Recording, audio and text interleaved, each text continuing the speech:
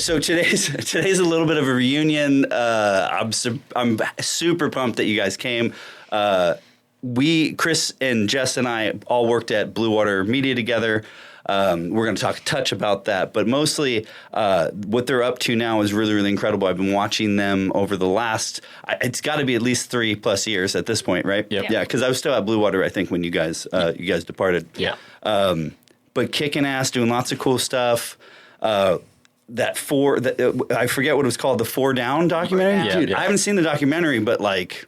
Cool shit. So anyways, they're up to some really, really cool shit. I'm super pumped that they're here. I'm super pumped that you said yes. I welcome Jess and Chris from Cander Productions. Thank you guys so much for being here. Yeah, thank you for having us. Canderson does have a ring to it. It does. You're not the first one to say that. Is your Instagram Canderson? So it's actually Canders on set. But it does get confused with Canderson. Yeah. The last name doesn't help that. No, not yeah. No, but dude, cheers to you guys. I'm so pumped you're here. Yes. Thank you for coming. Thank you for saying yes. Cheers to you. Thank you for having us. God bless. Yeah, of course, man. Yeah. So we'll get right into it. Yeah. Production companies, yours or yours together? Together. Yep. Lovely. Beautiful. So it's a package deal. When you hire Canderson, you're getting Jess and you're getting Cander. Yep. Got it. You're getting Cander and Sons. Yeah, got it. For sure. That's awesome. We live through a lot of, at Bluewater, a lot of what the F moments, a lot of chaos, a lot of, easily more than 3 dozen WTFs, right? Easy. Daily. It's pretty chaos. It's pretty chaotic over there. But I wanted to ask, I want to start with some brief origin. Who's your daddy and what does he do? Like, where do you guys come from? So I'll start with you, Jess. Where are you from originally? South Florida. Okay, so this is home. For me, the rest of my family's from Massachusetts. Oh. They all like to call me their cracker, so that's fun. Cool. Well, they're massholes, so go pound sand. So you're the cracker of the family. Yeah. That's messed up. What about you? Where are you from? Born in Houston, lived in Utah for a little bit, but been in Florida most of my life. Got it. Okay, so, and always in this area, like the Tampa Bay-ish area? Ocala for me. Moved there when I was 6, and I moved out when I was 28, so down to Tampa. So I've been in Tampa since I was 28. And you both went to school for film production? No, go ahead. He didn't go to school. Attaboy. Me Lucky neither. bastard. Yeah. No, well, we did go to school, and we'll get to that. Somebody gave me perspective. Harry Green, you know who Harry Green is? He was on the show on Tuesday, and he blew my mind with some perspective, but we'll get there. Go ahead. I went to USF. I have a degree in broadcast production, and it's useless. Useless, yeah. Okay, well, that's fair. I mean, it's unfair, but it's a fair synopsis. But let's get, for those that are maybe... School year just started for a lot of people. College just started.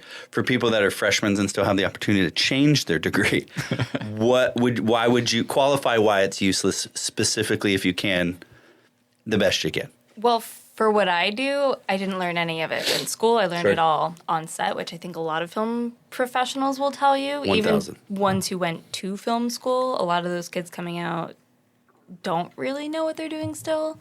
And then when you add freelance on top of it, I didn't understand how to do taxes as a freelancer and what all goes into that, what's a write-off, what's not. Which I think is a complete miss in school in general. Yes. I can tell you I've never used algebra, but I've definitely filed my taxes every fucking year. Yep. And I can tell you that I've never used algebra, but I did buy a house and had no idea like what equity and there were adulting shit that is highly, highly, highly valuable to me today and for the last 20 plus years that no one said in school. Exactly. Yeah. So similarly, you're saying production was just a money grab. Basically. More or less. Yeah. Film school is. I'm a big proponent of just don't go. Yeah, sure. Not if that's your goal. Sure. And then you, like me, you're just learned it on the streets. So, yeah, I mean, I've always been interested in production since I was like 8. My mom got one of those home video cameras, typical, stories of doing the home video camera thing. Then I got into high school, did TV production for all 4 years. By my senior year, I was doing the co-ed teaching classes kind of thing. And then once I got out of high school, I couldn't afford a camera, so I actually got into music production. And I actually became an intern for a studio for about 4 years, learning to become an engineer and recording bands and stuff like that. And then And then once I got enough money saved up, I bought a camera and I stopped pursuing that and kind of got back into filmmaking. Yeah, and at Bluewater, were you brought on as audio initially? Yeah, they brought me on because they knew I had an audio background. Yeah. But you were all bricked up for camera. I was camera, really lighting is really where I wanted to learn. Yeah. That was my biggest thing that I wanted to lighting matters because this room looks bigger than because of lighting. It's not these cameras. It's not those lenses. No. Those lenses came stock, those aren't nice lenses. Lighting friggin' matters for sure. Okay, so you went to school. You learned something, but not. You learned the real meat and potatoes of the job working on set, 100%, being around set. Yeah, I think that's true 100% for me. And I think it is, and I think that's true for most industries. I think that hands-on experience, getting in there, just doing it, infinitely more valuable to the point.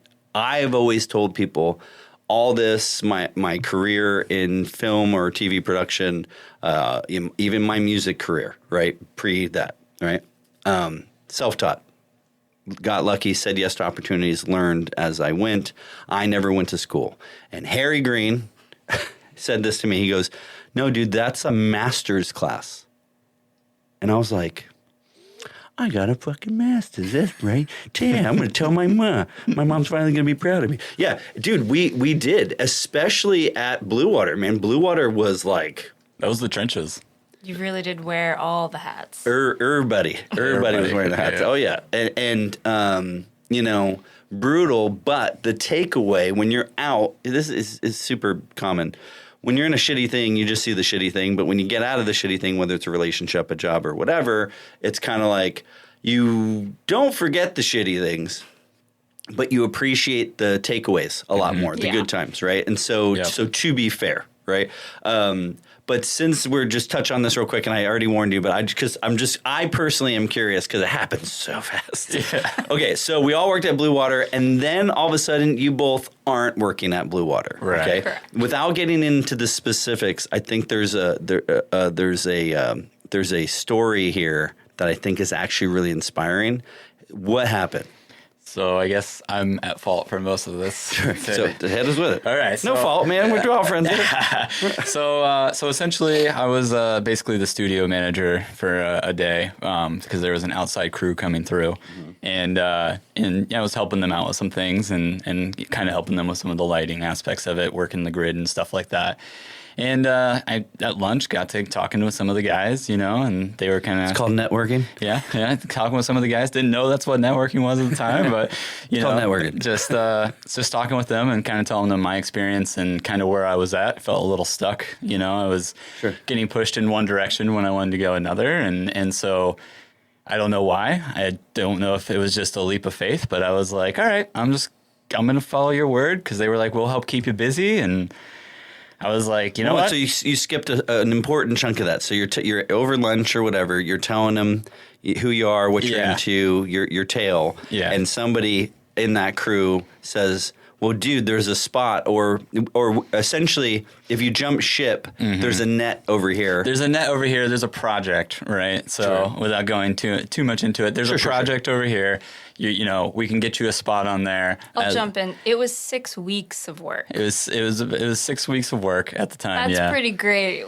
Offer. That's a lot of freelance cheddar cheese. Yeah. And so after talking about some things, I talked to Jess, and we all actually ended up meeting at the local bar, the Break Room, with those guys that came through. And Jess came by, and we were talking with them, and again, just kind of telling them where we're at and everything. And and they were just like, yeah, if you guys do this, we'll kind of help you out and keep you rocking for a little bit, with this project. And there's another one right after that. And I don't know why. We were like, all right, let's try it. No, we all know why. Well, not all of us, but we know. Those, if you know, you know. Yeah. We know why. Listen, I think so. It's a moral, ethical dilemma, and here it is. But it could be argued either way. The first part of it is that it's such a small town, right? So even today, I went and met a client in Tarpon Springs. And one of the dudes working there was a dude that I had met like 30 years ago. He was an interesting fellow, right? And now here I am again in the presence of this person, right? At the time, wasn't the hugest fan of this person, right? But didn't say that or do anything that you would do to, I'm going to throw heavy air quotes here, burn a bridge, Right. or whatever. Because you never know, right? So that's the first part of this thing. I think in a small community like ours, it's like you worry about that. But here's the flip side of this: when you're an employee, you don't get a heads up if they're going to fire you. They just fucking fire you, right? Yep. So you gotta always do what's good for you, because companies, right? Now you own your own company, and you understand is that companies always do what's good for them. Yep. So that's part one. The flip side, though, is that imagine you guys have a shoot, you're on set, you got clients there, crew, blah blah blah, and a day or two before, a very valuable member of the team goes, "Hey, bigger paying gig, I'm gonna bounce." You're gonna be like, "Motherfucker." You're going to have feelings about it, right? Yeah. So I get it. I'm proud of you because it paid off. You guys bet on yourselves, right? And I think that's the message there is that, sure, we try our best to not burn bridges, right? Yeah. But at the end of the day, it's your life, it's your career, it's your dream, it's your passion, it's your whatever. And, you don't want to intentionally. I think it's about intent. Yeah. An opportunity popped up. It was more in line with what you want to do, because none of us wanted to do infomercials, right? That's not why we got into the biz, was to sell pots and pans and hair loss cream or whatever, Right. Great work. Learned a lot. Not shitting on it. Just saying that something popped up that was sexy AF. More in line with what you guys wanted. I get it. Which is funny too, because when we first got on that job, we got our asses handed to us. Yeah. Sure. How so? Oh, well, we got hired on as grips this was a Lifetime movie, union work, and so we were on We didn't know what any of that We didn't meant. know what any of that meant at the time. Wait, they didn't teach that in film school? So we showed up on set, we were with these grips, and these grips turn out to be some of the best grips within the industry. They're from Atlanta, originally out from LA. Sure. Definitely doing someone a favor. Definitely doing somebody a favor. They made it very clear this is not usually their caliber of work. Sure. Right. So we got swept under them, and boy, were we not conditioned for their level of, expertise on what they were doing. Expectation and stuff. Yeah, and I want to back up real quick to that comment. If you say yes to a job, don't bitch about the job. You said yes. You didn't have to say yes. Right. Own the job. It can be shitty, and you can tell your wife that. But, don't bring morale down. No. You said yes to the money. Do the job. Yep. But Sorry, I do a lot of tangents. You'll realize that. No, you're great. I But agree. the way that it ended up working out by the end of it, because this was peak COVID. So this is so 2 weeks into this shoot, our key grip and our dolly grip and a couple of other of our supports on the grip side all got COVID. And They all went on a bender that weekend and they came back Low with immunity. COVID. Low immunity. So they came back, and they had COVID. And so, us just being two people just kind of getting into this space, I got bumped up to dolly grip and she got bumped up to best girl. And we started owning it. And we had grips come in from Orlando, and we just kind of had to just take the bull by the horns. And by the end of it, we felt like seasoned pros, I bet. Yeah. Yeah. It's like that. If you ever seen that movie Blow? Yeah, With Johnny Depp? I've seen portions of So it. there's a scene in that movie where he gets busted for some weed, and not some weed. I mean, he was moving pounds and pounds of weed, right? But he goes to jail with that, and the line he says in the movie is he goes into jail. His cellmate was like a Colombian dude, and was into was a coke guy. So the juxtaposition of weed dude from Southern California and Colombian coke dude. And the line in the movie is it's like, I went into jail with a degree in marijuana. I came out with a PhD in coke, right? Yeah. And so similarly, right? I think, and that goes back to you learn it. You learn it on set, man. You learn it. You learn by doing experience. You got to touch some stuff. A lot of people, especially in the digital marketing world, there's a ton of fucking posers, man. Yeah. And it was really important to me that I didn't overpromise and I didn't underdeliver. I don't sell people shit they don't need. Super important, because a lot of times, especially when you're starting off, you just want the yes, you just want the dollar, you just see dollar signs and you're hungry because it's feast or famine out there sometimes when you're freelancing or you're doing your own thing. It's scary. And so sometimes you'll just say whatever to get the job. Yep. Yep. But then you got to fulfill the job. Yeah. Right. And so I, again, from some of the experiences in my life at certain agencies, is that overpromise, underdeliver all the time, and sell services or sell experiences that maybe we weren't doing, or maybe that couldn't be done, and then just never brought up that we did or didn't do the thing, right? And and again, I'm not throwing too much shade. I'm just saying I didn't want to do it. And so to your point, there's two things that came up. The reason why they took the job is because of COVID. There wasn't a lot of work. Mm-hmm. So them throwing shade, double shitty. Because like, yo, dude, times are tough. There are people that would fucking kill to have these positions. Mm-hmm. Number one, good thing they went on a bender. Because cha-ching, cha-ching. Yeah. Because when you're union and you get bumped up, title actually means something, right? Doesn't that equal more pay? Big time. Yes. Good for you. That is nice. Yeah. Well, and then you can say you've done it. And now guess what? Right. Yeah. Guess what your rate is now. Mm-hmm. Good for you. I mean, because of that job, it's how I got my next job as a dolly grip, for a bigger feature. So got your ass kicked in a totally different way on that one. Yeah, for sure. But yeah, it's tough. It's tough out there. So for perspective, because we all worked at the same agency, when you say ass kicked, without sharing, intimate details, like what about it kicked your ass the most? Literally the physical conditioning of it. The expectations of having to carry gear up 12 flights of stairs, without an elevator, and you're carrying up big gear. Like when we worked at that agency, it was a little bit more contained, with what these shoots were. It wasn't huffing stuff up, 12 flights of stairs to a roof, and building a menace up there within 30 minutes. Right. It was, this is the location we're maybe going up 2 flights.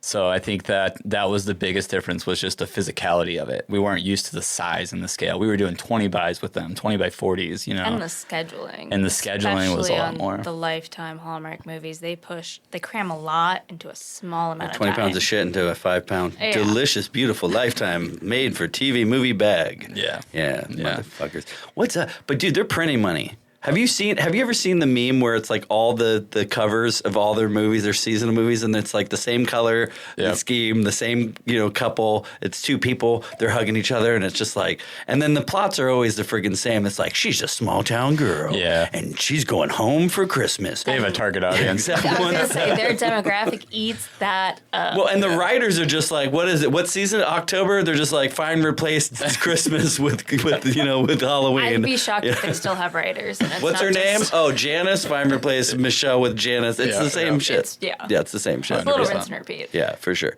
But again, they're printing money, and there is a market for it. Yeah, I mean honestly, sometimes when it's slow, those things keep you afloat. When it's slower out there, because there are ups and downs with freelancing. Which is another thing you're not prepared for. Yeah, and that's another thing you're not prepared for when you're at an agency, because you're used to that consistency. Yeah, if it was slow for the agency, we came in and cleaned shelves. If it's slow for us, we sat at home and wonder if we're ever going to get called. Start putting your feet up on OnlyFans. Yeah, for sure. Listen, I thought about it. I thought about it one day. I was just like, I just want. For me, it wasn't because I needed the money. I was just curious what people would pay for my salmon. Like my friggin' talons. Mm-hmm. I could snatch a salmon going upstream with these bad boys. I got one of those gross ass nails. I'm telling you. Hey, listen. So my brother does some stuff with some. He does a lot of Shopify storefronts with a lot of pretty well-known YouTubers. I won't say Mr. Beast. I won't say. But in a meeting, that dude, I think his name's Jimmy, told him everyone should have a YouTube channel. Mm-hmm. Yeah. The reason being is that essentially there's a butt for every seat, man. Just even if you're into and especially, I mean, you just started a YouTube channel, and we'll talk about that too. Yeah. Or even the beer thing. And even fucking this, man. You're interesting, man. Well, and that was the thing that surprised me was, I think it was Gen Z. They watch YouTube more than anything. Yeah. No channels, no streaming, not even, Instagram, TikTok, no, YouTube. Yeah, and YouTube Shorts just surpassed TikTok.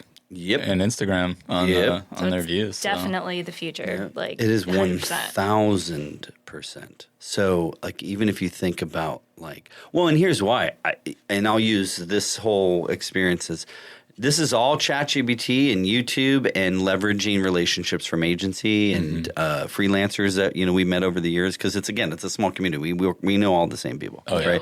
So it's like you leverage the shit you don't know. You leverage the people that are pros or good at it, and then or you YouTube it, right? Or you ChatGPT it. Yep. Right. And so even like learning how to edit, right? Like the switcher came with like a trial of Resolve.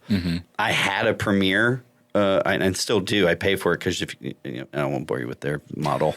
We're aware. Yeah, it's like I have it. I was like, I don't know if I can use it. It's like, oh, you want to cancel? It's $1 billion. It's like it looks like I'll just keep this right here then. Yep. Keep that in the cloud. Anyway, and then never touch it again.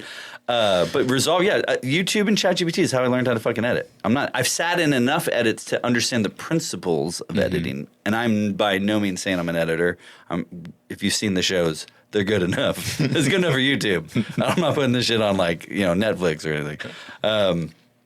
I want to talk about. So tell me about this YouTube channel that you're getting ready to start, because you sent me some stuff over at 2:00 this afternoon. Yeah. Gave me plenty of time. I've been prepping for a commercial that I'm getting ready to do a shoot for, so I've been super busy. Yeah, no worries. Me too. But yeah, no, I with the YouTube stuff, just kind of wanted to start doing some camera gear stuff. I was fortunate to get a sponsorship from a local company. So they're kind of helping me out with providing me some stuff to kind of up the value of these videos and such. So, and they believe in it as well. So like some gear, or they're providing with some funding. They're providing with gear. Yeah. Okay, sweet. Yeah. So it's we did a video on some lenses. They help provide those lenses, and some of the gear stuff to that capture they that have stuff. available. Was that the video that you did that you on Instagram that was like turn your Yep. Yeah. So and what was I did that, like a Sigma something? No, it was a Blazar Mantis anamorphic lenses. So I don't know what any of that means. But it sounds sexy. It sounds like the new Alien movie, right? So Xenomorph. So yeah, with this YouTube channel, I'm looking to do a little bit of like gear stuff, because I'm a gearhead, and camera stuff, and also just talking about like G&E and BTS stuff on set, doing some like showing some setups and stuff on set as a lighting, as a gaffer, how I interact. Like, we forget is interesting. Yeah. You do it every day. Right. But people are like, oh, that's so cool what you do. And you sit there, really? Well, that's a really good point, Jess, is that like we become like, it loses its sexy, right? But like I hate to keep bringing up my mom, but people like my mom or like my siblings that don't do this, like anytime they came on set, like we used my brother's dog for a thing one time, and they're just everybody. The studio Bluewater's impressive as fuck. Oh yeah. Or being on set is like holy shit. Even when people come in here, and this is I'm proud of this, but this is like pales in comparison to. Like a shoot, right? Like 30, 50 people shoot, like 2-ton grip trucks, et cetera, et cetera. Like people are like, holy shit, right? And it's easy to forget that. So yeah, I think it's rad. I think that's why Instagram's really cool. I saw a comment on one of the things where you post all this stuff, and one of the comments was like, yeah, but you never show us the footage. Oh yeah. And it's like, yeah, you got brain. Yeah. Oh, was it? Fucking brain. He would. Fucking brain. Audio guys. Yeah. I don't know. I saw you did some stuff with Mike Mayo. Yeah. As an audio guy. Yeah. So when I first got started, he was the first audio guy I met. He was super cool. You did some stuff for the Tampa Bay Lightning. That's sweet. That was my first PA gig, and that's how I met Mike Ramos. I had already met Ryan Dillo, and I think I had already met Seth Floyd one or two or three times. But me and Ryan hit it off instantly because we were like kind of cut from the same cloth from a comedy standpoint, from a humor standpoint. But that's a cool shoot, dude. Yeah. I met Mike Ramos, and Mike Ramos is to this day, he's like my buddy. I call him for everything. Yeah, I love Ramos. He's a great good guy. Yeah. And so, so I wanted to tell you. So, since you have a gear show, let's talk about gear. So, let's talk about if you mentioned earlier in your start you couldn't afford some gear, and the second you could, you bought. What did you buy?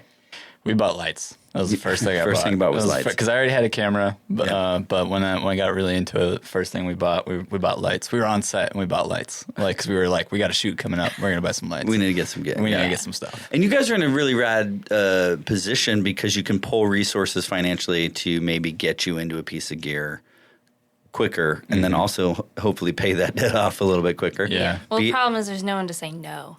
Right. Yeah. Well, Within our household. Yeah. I'm like, this is cool. Yeah, this is cool too. What do you think about this? Yeah. Well, sure. But if you think about, listen, I get it because there's a whole lot of look around at how cool this is that I'm paying for. And it wasn't free. But I think that going back to the bet on yourself, man, you got to bet on yourself. Yeah. And it's an investment, you know. You need the tools to do the job. It looks like you guys are doing an incredible job. And now, to be fair, like the comment from Brain, I haven't seen any of the footage. Actually, I take it back. I did watch the trailer for the Four Loko. What was the thing? 4 down. Four down. Down. Yeah. At first, I thought it was 4 people with Down syndrome. It's not. It's not that. It's about 4 real people. Yep. But dude, Mark Wahlberg and Snoop Doggity Dog were EPs on that? Nice. Yep. Yeah. That's big stuff. Mostly, you start big seeing time. Mark Wahlberg EPing a lot of different things. Everything. Yeah, he's got his hands in a lot of stuff. Yeah, busy guy.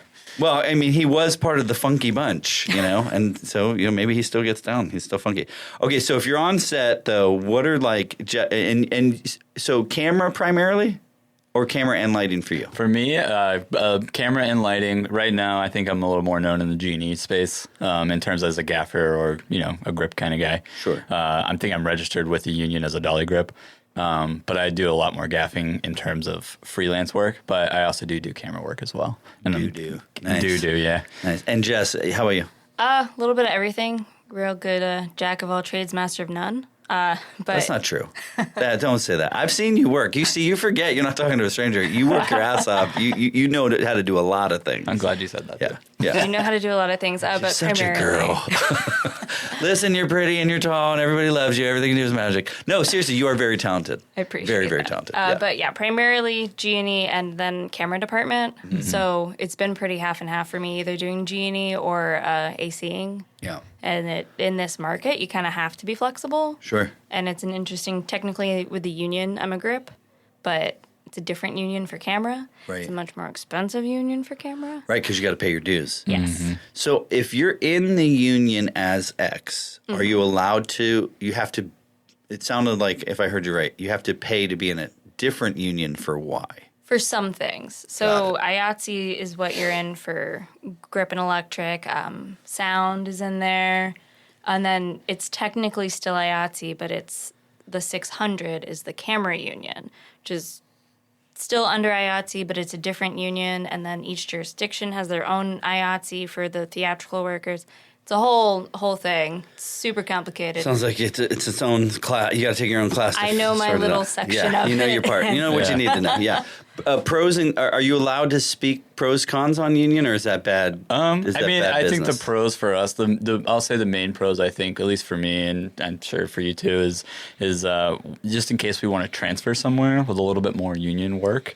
Around here, there's not as much union work, Sure. you know, as we'd like, but it seems like there could be some more coming, you know, within the area. I've noticed some more smaller union stuff starting to pop up.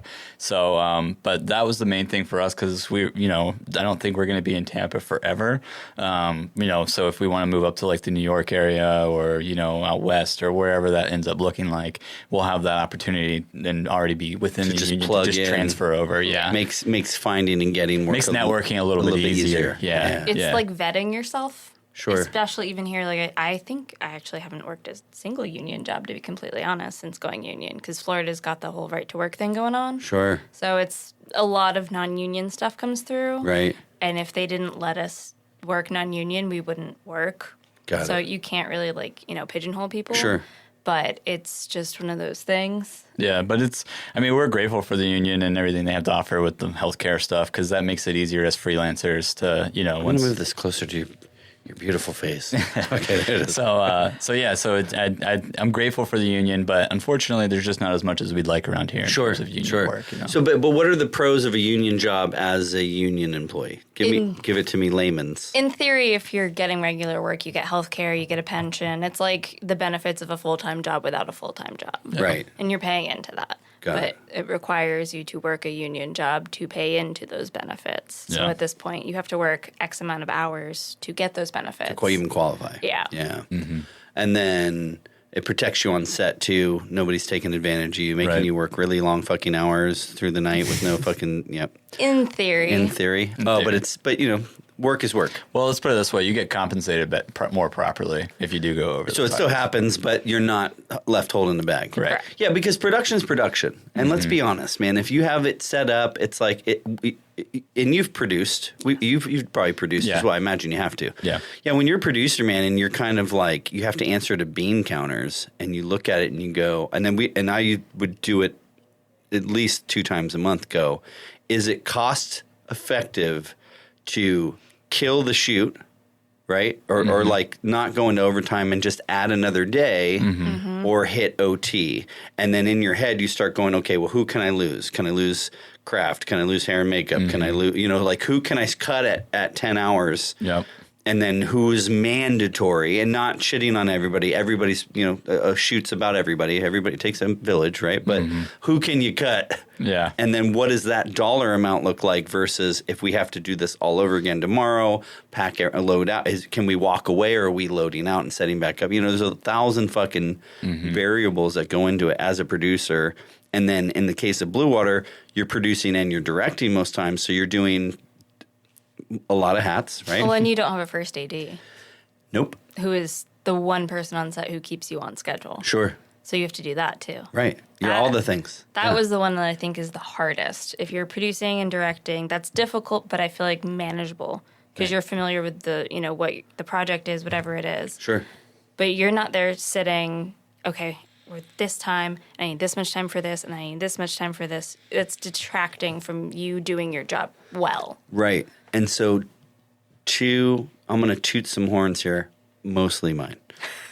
No, but everybody that works there came out of there is that there was a lot of wonderfully cool shit. There was some shit shot out of there too, but there was a lot of wonderfully, really beautiful, cool, impossible shit done with like what should have taken 20 people. Yeah. And it was done with about 5 or 6. Yeah. That's one thing we always talk about, like, even though maybe things didn't go the way we wanted in terms of leaving Bluewater, but we are always so grateful for what we went through there because it really shaped us, And it gave you a master's degree in production. It did. Yeah. And so, I tip my hat to you. So yeah, thank you. Sirs and madams.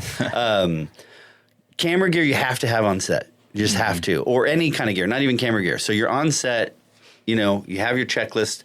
What, if all else fails, what do you absolutely need to make the shoot actually happen? And I'm going to start with Jess. In your world, because your worlds are similar. What am I doing? You pick. Your choice. So if I'm a camera assistant, obviously you need a way to pull focus. So I own a Nucleus. Sometimes when you're on a set, they will rent their own stuff, and you have to figure out how that works. Sometimes you bring your own, just depends. And you rent that out, or it comes with you as this gig? It's kind of project dependent, but typically there is a kit fee if I'm bringing everything, because I have a monitor, I have, my Nucleus for pulling. You need your wireless typically, because that was one thing I remember at Bluewater. They did not have wireless while I was there, and it was running a lot of SDI cables. Sure. And so wireless, 100% for my job. Yeah. Love that. So if you're pulling focus, it's you need your kit. Yeah. I'm going to bring in my kit. Yeah. All right, what about you? So again, I know you do a myriad of things. Yeah. Pick one. If we go with just like gaffing, typically it's, it's a lot of variables because it's obviously if we have specialty rigs or anything like that, typically it's on the key grip, but a lot of these smaller shoots, I kind of wear both hats with gaffer key grip kind of situation, making sure I have my tool bag with me, my multimeter, all my stuff like that to make sure we have, adequate power. What the hell does a multimeter do? I won't call out this person, but there was somebody that worked at Bluewater that walk around and do things like this, and then would do things like hold this fucking, Harry Potter fucking globe to the... Yeah. Yeah, he's measuring the light to see how much. Yeah, so and essentially... You're a rad dude. I'm not shitting on you. So essentially all you're doing is just you're weird. giving your camera settings. Sure. And You cared too much. You're starting to see, you can give it your camera settings on some of them. Otherwise, you just kind of take a reading, see what it's giving you in terms of like where it's suggesting your settings to be, and then you just kind of work with the light to get Yeah, but with these lights now, it's like everything's... Well, I don't want to say everything, but like the lights now are pretty phenomenal. Yeah. They're not as hot. You can control them for your phone. You can set, you can set everything. Yeah. And just go, done. So how beneficial then is it measuring maybe spill from maybe ambient light? Like I think what is it all actually of it. doing? Really, when you're measuring light on set, it's about, making sure that if you're like for something like a corporate job, it's like a 1-to-1, right? So it's very flat, versus going into something that has a little bit more contrast. And you can start looking at your shadow side versus your key side and start measuring that out. And you can actually physically go up to the DP and say, hey, this is where we're at. A lot of the times DPs will have their own, meters with them as well. They're out there just like... Yeah. 100%. Just fucking looking at this. I'll have and if we're out on location, I'll have my gaffer glass to make sure I can see, how clouds are moving across the sun. Gaffer glass. What is this? So it's like a monocle. It's like welder's glass. It's essentially what it is. Oh, so it's just got like a shit, like hard ND on it. Hard ND on it. And then you can look up and see, and not burn your clouds. eyes. Yeah. So doing that, and then just typical construction type tools too. Right. We are so equipped for moving things, for building things now. I did not expect that. I have a bunch of little things like little mini Mayfers and like 5/8 stuff to rig little gadgets. Okay, so all the stuff that again, to be very fair, Bluewater fucking prepped you for. Because I find shit in everything that I do that Bluewater was like, oh yeah, I know how to do this. Like, and not only I know how to do this, I'm actually really good at this because of the water. That's cool. For me in this room, the biggest things that I've found are definitely beer. Have to have it. Formatting fucking media. I've forgotten to do that a few times. Amateur. Oh boy. On this specifically on this camera, every now and again I'll whip around and just say red light, and check all the red lights. And about an hour and I don't know, 70 minutes ish. So that'd be 2 hours and 10 minutes. I looked over and my camera was not red. And he's in mid conversation, and I don't have. It's all me. I built. It was built with the intent of one guy can do it. It's like stupid easy. It's like it's stupid proof, right? Yeah. And then as long as I don't fuck with anything, and I pulled that camera off and I used that one to shoot some stuff like for clients and content or whatever. But so I'm not a complete dunce, but I'm not you guys, and I'm not like a Rick Lighthall or a Nolan, or a Christian Moriarty. I'm not these guys, right? So, anyways, but I looked up and I was like, fuck. And I was like, I didn't want to be like, hey, can you hold on a second? So I just let it ride because. If you look over there at the switcher, everything is fed into that little hard drive, audio and as a redundancy, but it's 1080. Okay. So cameras record 4K, which I prefer. It's bigger, but it look a mo better. Yeah. And then, but that's like a fail safe. It's like, so I looked down, I was like, okay, well that light's on, we're fine, and then I'll just up-res it, in post or try. Anyways, but for me in this room, the biggest thing is beer, gaff tape. I do use a little bit of gaff tape every now and then. Oh, pins, which I think that one popped. Oh no, that's on the sides, just to kind of stop some spill from this wall. Yeah. Some bullets, Boulets, very cool. What's going on with Canders Productions now? So I'm sure you can't talk about too many projects because of like NDAs or just because of, we just recently signed on with a new client that we've been doing some work with, specifically more for social media. To be honest with you, a lot of our clients are transitioning more towards social media. Yep. We're getting very, very little requests for broadcast anymore. It's all about vertical. Yeah. They don't even care about YouTube horizontal anymore. It's way more about shorts and Instagram and TikTok. So that's been a weird pivot for us, I think, is kind of getting more into that vertical mindset for some of our clients. Sure. But also explaining how trends work, because some of these people are older and they just know what they're being told they should do, but executing is a little different. Well, and the way a trend works, especially since you said TikTok, is that's today, maybe this week. That's not something you plan today and then pre-pro this week and then shoot 3 weeks from now. Right. Because then that trend is... It's over. Yeah. And then you're late to the party. Yeah, chasing trends is dangerous. I'll back up on that because I work exclusively in digital media. I still shoot everything 16:9 safe, which before we used to shoot it, 1-to-1 safe or 9x16 safe, and then pop in. But I always, even if it's just a vertical, it's like we do too. Because more often than not, they're like, "Hey, I want to put this thing on my website." Okay. Yep. We had one client We do have that, it. We and got we it. had to make basically a stitched vertical thing for them, and we made it work. But yeah, it's Yeah, it looks shit. Yeah. yeah. We do the same thing: shoot horizontal, but shoot forward And vertical. then you kind of have to hold their hand through it and explain, this is what you're getting. I know you see all this. I got But do you remember at Bluewater, we used to put either rubber bands or gaff Yep. tape? It's like, yo, Yep. here's what all these grid lines are. Yeah, Right? yeah.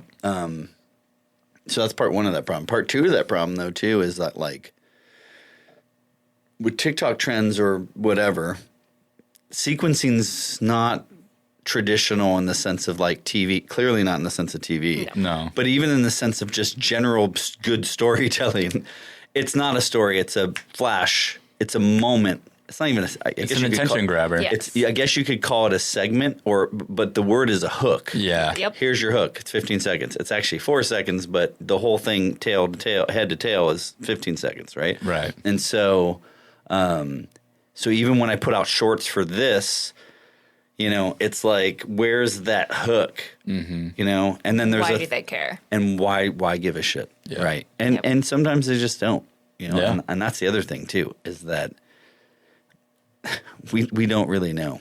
Yeah. The people that say, "Oh, we're going to make you," it's like, nobody really knows. You can pay. There's some companies that have like used a shit ton of data engineering and AI and tools, and they're going to charge you a fortune for you to go viral, right? But at the end of the day, it's kind of like, especially for local clients that don't have a $1 dollars, right? It's like, yo, hey, what are really your goals? Why do you want to go viral? Well, I Yeah. want to sell more product, or I want more brand awareness. Okay, well, pound for pound, cost for cost, this path is better for you.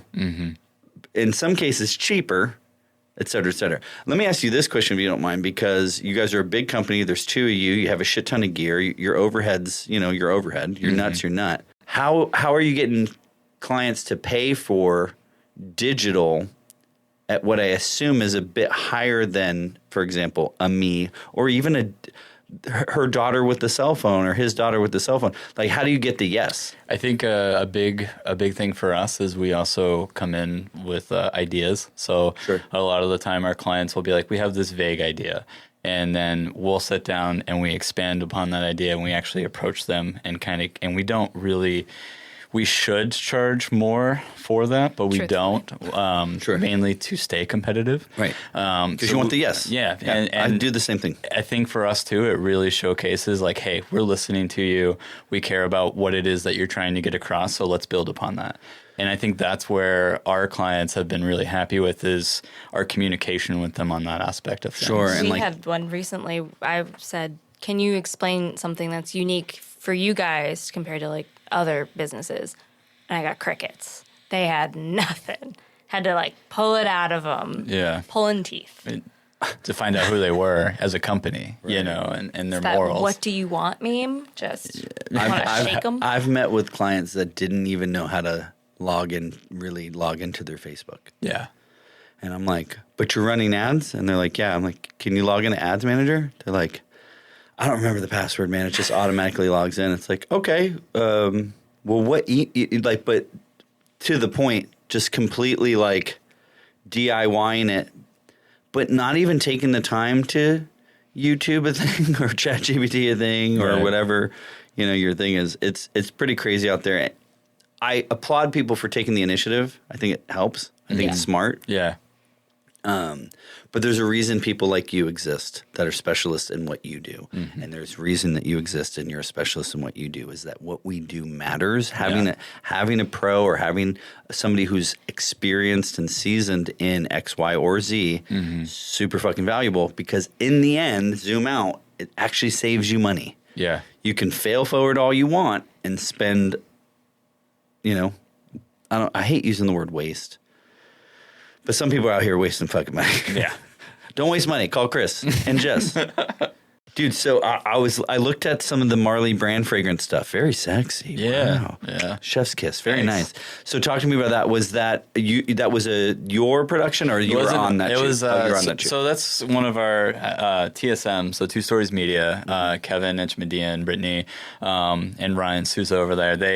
They are all really good friends of ours, and they own the production company, and we do a lot of like freelance work for them. So I gaff for them a lot.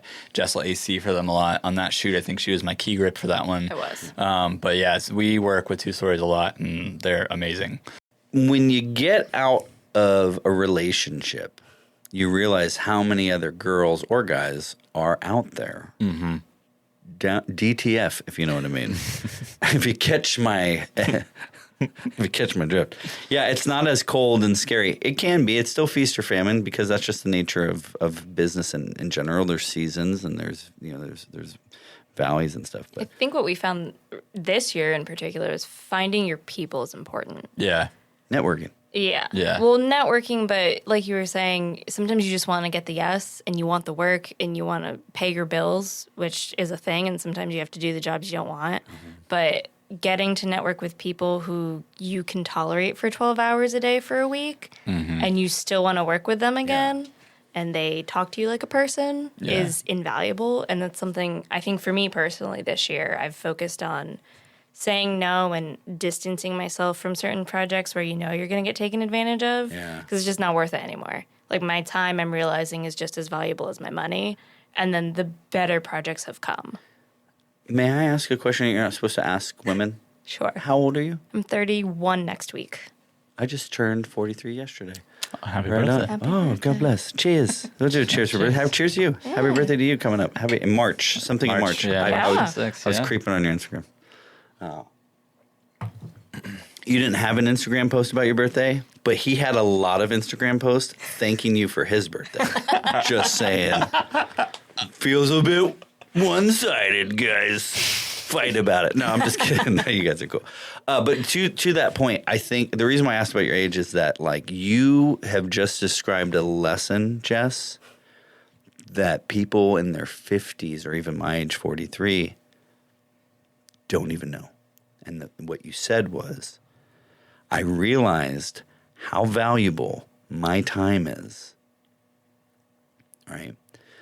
I'm in a beautifully unique position where I'm married and I have 2 children. Children did that for me, right? Children, like, and not like gradual, gorgeous, like in all the story. It wasn't a story to it. It was like a fucking train wreck in my soul about like, dude, I cannot work 80, 60, 90-hour weeks. I cannot travel. I cannot not be home more than I'm, you know what I'm saying? Mm-hmm. I will not. Yeah. I will not do it. Yeah. And so perspective, that knowledge, and sure, it means that you're going to, I don't want to use the word miss out, but you're going to turn down opportunities. Mm-hmm. But when you in your heart, when you've made that decision, in your brain, when you've made that commitment, it's not a miss. It's like, that's cool. I miss, it happened and I chose this. Right. And I'm not shitting either way, but in my experience, I hear more stories about, I wish I had more time with my wife. Mm-hmm. I wish I had more time with my kids. And in our industry, there's a lot of fucking divorce, man. Oh, yeah. A lot of it, right? Yeah. I'm sure finance has a lot of divorce, real estate. I can't speak on those. I'm not in those industries. But I will say in our industry, there's a lot of divorce. And I get it. Because if you want, you guys are in a relationship and you work together. Mm-hmm. Good for you. Good for you, by the way, for making that fucking work. But, it takes time, man. It's a commitment, and you got to love it. And you got to want it. So back to the point and the kudos to you. Good for you. Do you know that? I do know that. I'm learning that. Yeah. I'm in repair. I do know that. No, it matters, man. Like, especially when, I don't want to use the word desperation yet, but when hard times fall on us, man, like that, those lines in the sand become kind of blurred because you got to do what you got to do. And you kind of said that, right? No, you didn't kind of say that. You said that. And you're right. And sometimes you got to eat some shit. And sometimes you got to take the job you don't want to do. Yeah. I told this story before, but I'll tell it again. Like Mozart, right? You all heard of, this person? Okay. So it's not just me. I mean, shit slaps. All right. So if you aren't familiar with this new artist, I think it's pronounced Mozart. Anyways, he would write what he called bread and butter music. The songs that we know that you could hum, right? That were in Bluey or whatever, pick any other major. That was the bullshit he didn't even want to do, but it paid the fucking bills. And then the shit that started with like symphony number and B minor that you don't know, that was his shit. Yeah. So he was doing this shit to pay for the shit that he loved.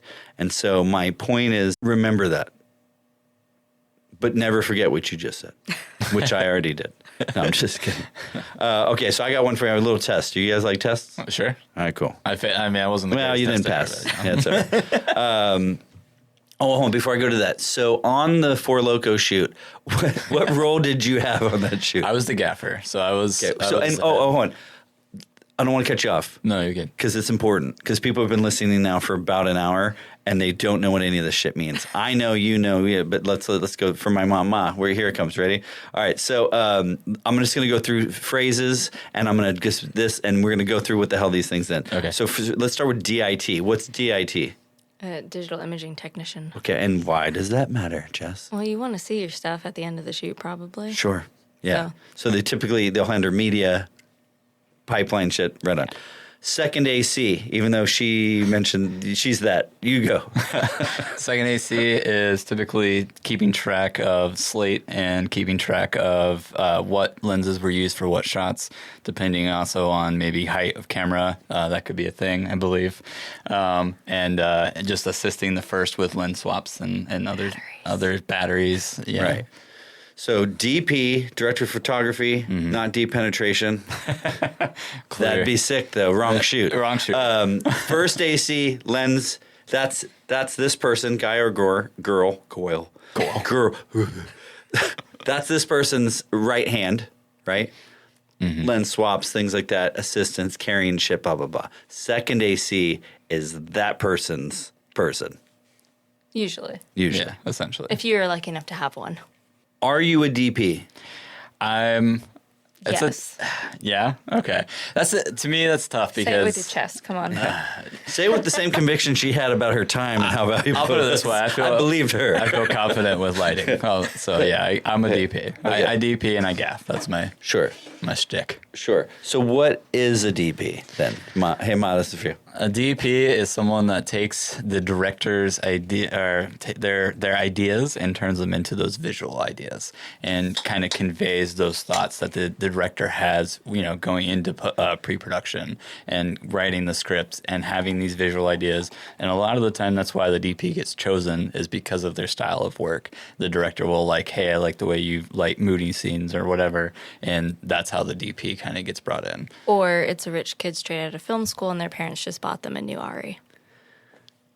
We've experienced both. And maybe one of us might be bitter about that, but we won't say who. But yeah, I hear you. There's a lot of that shit. There's a lot of I want to go to film school, Daddy. Yeah. Yeah. I've met and worked with, and yeah. Yeah. If you know, you know. The thing. Okay, so you mentioned best girl earlier. Yeah. When you referred to her. Mm-hmm. Traditionally, it's been best boy. You're right. Doesn't matter. Pronouns aside. Yeah. What is a best girl, boy electric grip?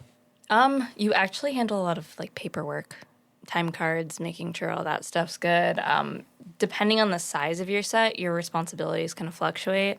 I've been the best on stuff, and really I'm just third in line because it's not union, so there's no time cards. There's no actual paperwork to handle. Maybe you're making sure the truck inventory is all good, making sure everything gets back on the truck at the end of the day. Yeah, if anything breaks, you fix it. Yeah, you make a note of expendables that you've used, which would be tape, your little clips and stuff. Those go missing all the time. Yeah. So boring. Mm-hmm. Yeah. Not a great job, but an important one. Important. You get paid more than if you're just a grunt, so. I will take that. Yeah.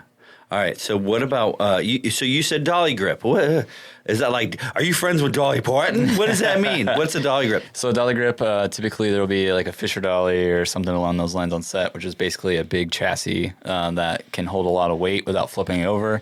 You can put it on like a rail system for smooth. A lot of time, like the film I did, we used a lot of dance floor, which is just basically laying down some flooring that's smoother than the actual location's floor and moving around doing marks like that. But essentially, it's just assisting with camera movement, depending upon what that is. On that movie, we had a crane, like a Technocrane, and it was a 27-foot Filmatechnic crane, and we brought that out on the beach. We put it in a bar. We put it on a dock. We brought it all over the place, and responsibility was swinging that thing around, and getting This thing's for me. What the fuck's a Technocrane? So a Technocrane is essentially, it's like the Cammate, but it retracts. It like extends. Ah, yes. Yeah, and it has a remote head on the end, and then the DP will use wheels. Sorry, Jess. Listen, you said yes. I haven't changed as a human being. I kind of changed a little bit. You've said me. I'm saying you said yes. Okay. I've tried to do better, but I'm still me. I've kept like 6 "that's what she said" jokes, and okay, you're good. Throw them out. Listen, nobody listens to this show. No one. I don't think so. I hope so. That's fine. I think so. I've seen your views that you posted about. Oh, thank you both. Yeah. Well, we'll see. A lot of that's what is key anything? What is key anything? What does that mean? Like key grip, anything key PA, key grip, something like that. They are in charge of that department. So key grip, grips, key PA, PAs. So everybody underneath you answers to you? Right. Typically within your department, yeah. And, for key grip, you're or also... Or like reports to you, I guess would be a better way to say it. And then key grip is actually responsible for safety on set. So making sure things are bagged, if you've got rigged 12, right. Yeah, making sure nobody dies. And that kind of goes, even if, a PA isn't looking and walks straight into a pole or something that we rigged, that's on me if I'm the key grip. Right. So you have to really idiot-proof the set, right. honestly. Yeah. Yeah, there's been a lot of, in my tenure, there's been a lot of close calls for sure. Script supervisor, does it even matter? It does. God, big time. Yeah. Big time. Oh, and here, stair trap. I got it, baby. Honestly, a script supervisor can be the difference between getting home on time and getting home 4 hours later. 1,000%. Which was another thing I didn't know existed until we went freelance. Yeah. There was a few jobs I was like, oh, you don't do all 3 of the things in one? This is 3 separate jobs? That was a learning Yeah, the curve. expectation was you would run prompter and script supervisor and order lunch and make sure talent got, and just like your earlier point about second AD, first AD, you're the one person. It's more than just spinning plates, dude. It's spinning plates that have kerosene on them that are on fire. And if you know centrifugal force, it's throwing fiery kerosene everywhere. And then you're going around and just pissing on it to put it out. And then you're really grumpy, which brings me to a very important point. I was sometimes the biggest shithead. I mean that. I'm sorry. It wasn't you. It wasn't you. And thankfully now, hopefully I'm not a shit. I don't know. Some people could argue. I don't think I'm as much of a shithead anymore. But no, I wanted to use this as an opportunity to look you both in the eyes and say, hey, dude, I probably said and was shitty to you. Wasn't you. It was the incredible weight of pissing on kerosene fires. Yeah. Makes sense. It makes sense. No excuse. My apologies. No hard feelings. So I think when did you guys got together at Bluewater? Yeah. Correct. Yeah. We hit and it wasn't very well known. Yeah, it wasn't very well known. No. We hit it for a while. Yeah, which was very professional of you. Yeah, that was the main thing. It's probably the most professional thing you did.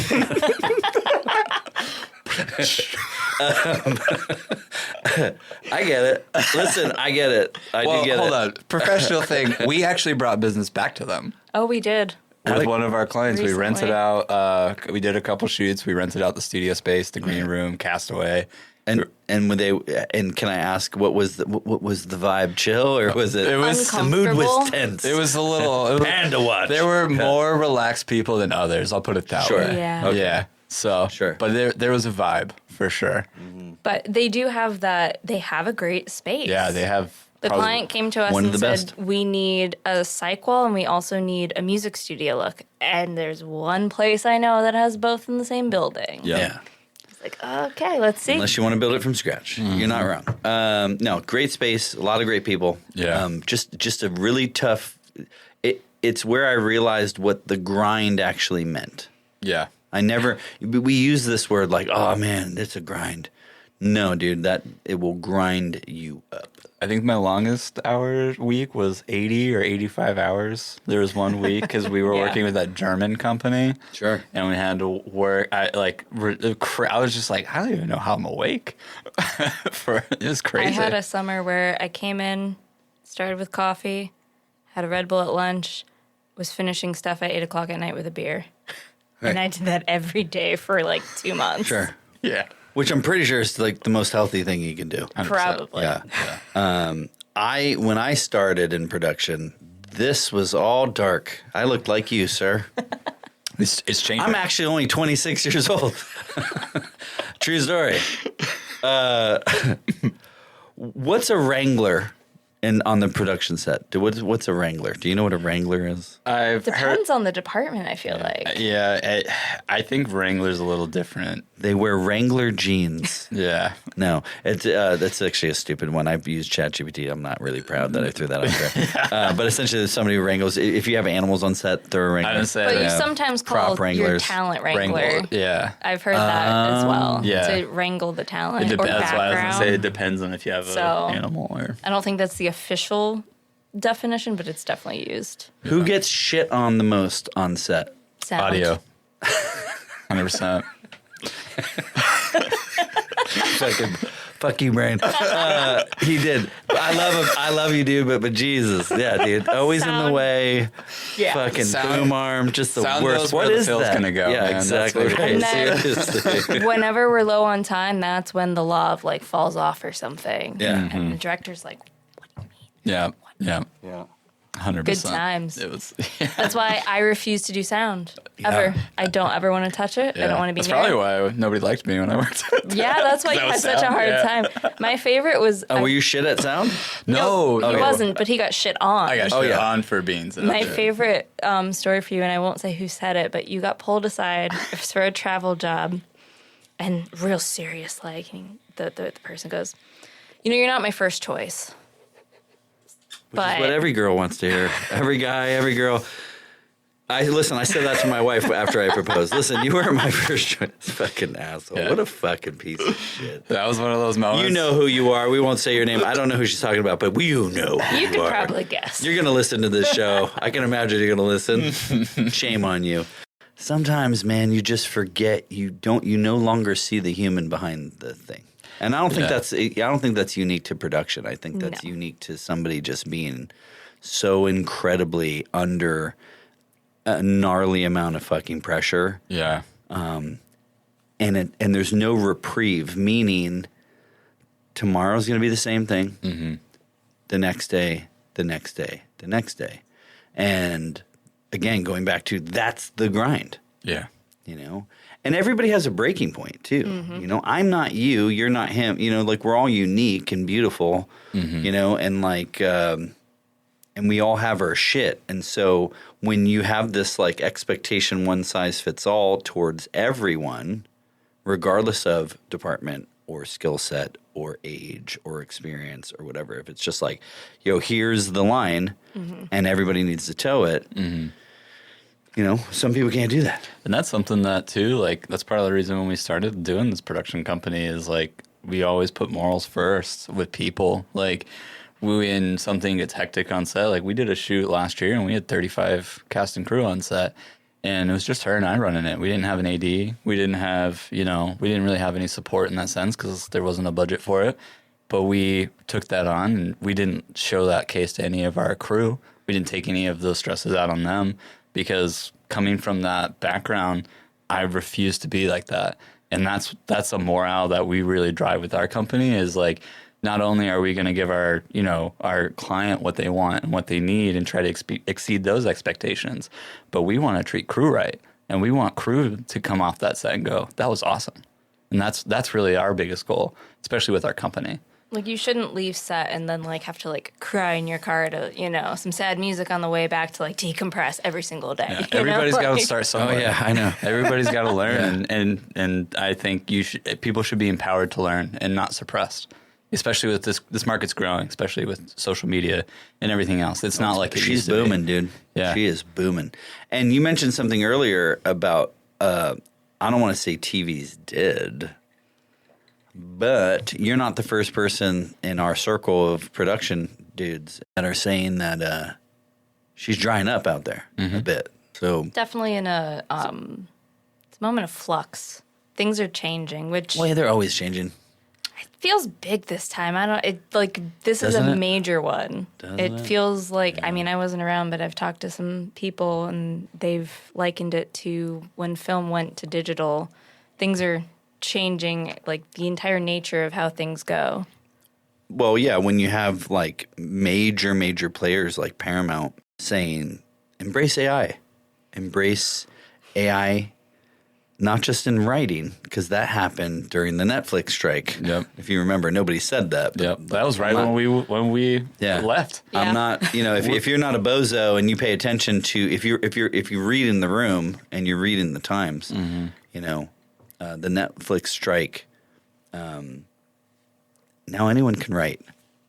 Yeah, I use it every day. Now, I'll be fair with you. Me and my wife use it every day because we don't use Google anymore. Mm-hmm. What's the recipe for this? ChatGPT. Yeah. What's the distance to we're going to Toronto next week. Find rental cars, blah, blah, blah. Mm-hmm. I haven't been, I use Google for work because Google ads, Google, you know, blah, Right. right? But like personally, Justin, I don't Google shit anymore. But you bring up a good point. Then what's going to happen with all the ad revenue that you're getting through Google if everyone's going to ChatGPT? Exactly right. What's happening there? So, yeah, it's actually a really great point. Okay, so SG, right, is a thing that Google is working on. It's like search generation, blah, blah. I don't know what it means. Voice search, hey Siri, hey Alexa, don't turn on. Usually when I say it, my phone goes off. These are still things, but SEO's changed. Gemini is Google's answer or response to ChatGPT, right? So this is my opinion only. What's happening is that they're all working, they're all trying to figure out that exact question, like what happens, how do this, Google ads still work because when ChatGPT is still pulling that information, right? Two things. One, it's a data set, and I think the data set ends in like 2023 is what it's been fed on, Oh. right? But it does have internet capabilities, so if you dropped in your website or mine or whatever, it can go that and crawl to a degree and extrapolate some information. So Google still is a thing, or Google search is still a thing because they're doing the same thing. Gemini's doing the same stuff. Like, have you put into Google and you see the Yeah. AI generation Yeah, thing? yeah. Well, if you look to the right of that, it's still pulling like top Yep. 5 sources of that information. So it's still a thing. It's still working. What I'm seeing is the way that I write content for people now on their website, or the way that I write blogs, or the way that even copy in when you put out a post on TikTok or Instagram, YouTube Shorts. Google is actually now using TikTok, Reels, all this stuff.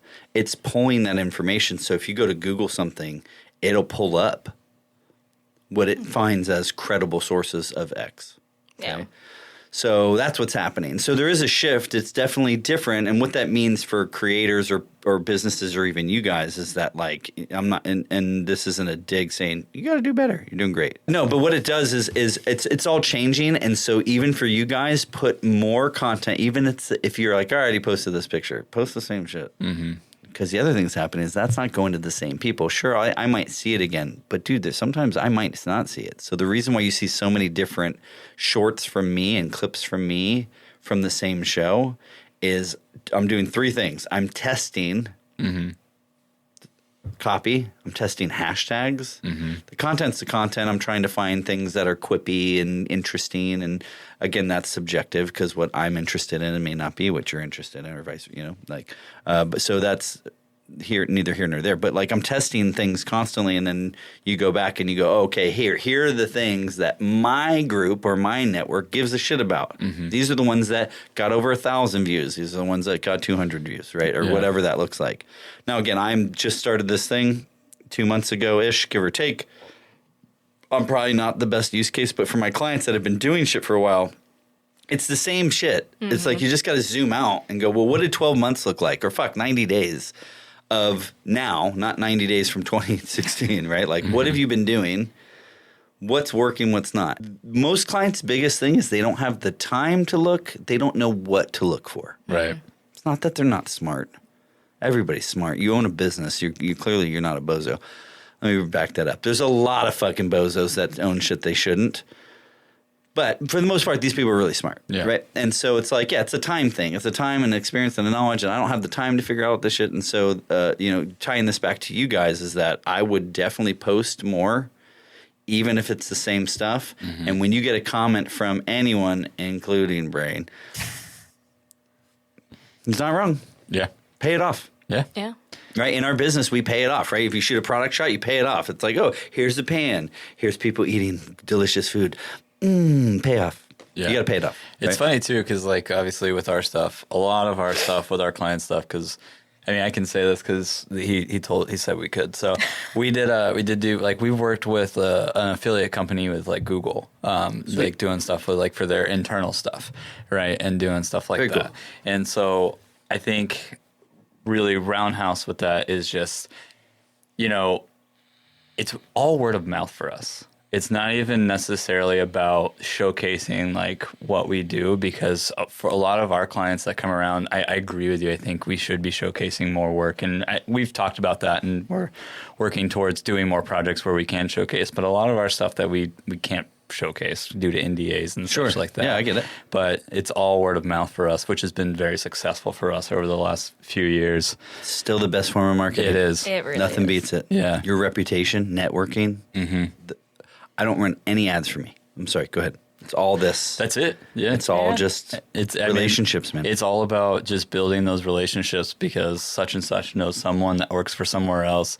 Right. And then that's how we led on to something else. And that's kind of just how we've grown. Is there may not be a lot of content on our website or whatever, but it's just all through word of mouth and that trust. Right.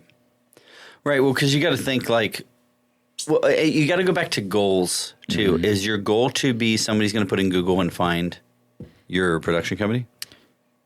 Is that a goal? I don't know if necessarily. I mean, that'd be nice for extra revenue. It hasn't been a goal recently. It hasn't been a goal Right. recently. And the reason is that it sounds like while you can do pretty much anything, right? I believe that because I've seen it firsthand, right? And then your work speaks for itself. Like your shit's great, right? But like, if that is a goal, then it becomes a resource issue. Can you even fulfill that volume of business? Right. Right. And that's another thing that I'm educating some clients on. It's like, okay, sweet. We're going to fix these things. Can you even answer the calls, respond to the emails, do enough of these quotes?